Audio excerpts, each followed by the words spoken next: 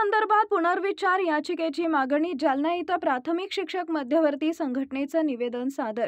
आचारसंहिता लागू असल्यानं मूक मोर्चा स्थगित।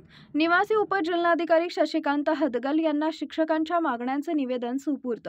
शिक्षक पात्रता परीक्षा टीईटी संदर्भात सर्वोच्च न्यायालयाच्या निर्णयाविरोधात महाराष्ट्र शासनानं अद्याप पुनर्विचार याचिका दाखल न केल्यानं शिक्षक संघटनांमध्ये नाराजी निर्माण झाली आहे।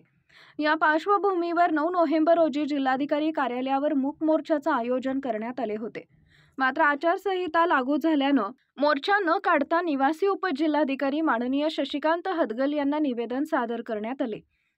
संघटनेच्या माध्यमातून निवेदनाद्वारे मागण्या करण्यात आल्या की टीईटी संदर्भात सर्वोच्च न्यायालयात तातडीनं पुनर्विचार याचिका दाखल करावी। 15 मार्च 2024च्या सुधारित संच मान्यता शासन निर्णय रद्द करावा। जुनी पेन्शन योजना लागू करावी। सर्व ऑनलाईन कामे रद्द करावी। सर्व विशेष शिक्षकांना पदवीधर वेतन श्रेणी लागू करावी। शिक्षण सेवक योजना रद्द करावी। वसती शाळा शिक्षकांची मूळ सेवा कालात ग्राह्य धरावी। या प्रसंगी डॉक्टर रवींद्र काकडे, मंगेश जेवळ, बाबासाहेब जुंबड, दीपक दराडे, राजेश सदावर्ते, भगवान जायभाये, सुभाष मस्के, देवेंद्र बारगजे, सिद्धार्थ गजभिये आदी उपस्थित होते।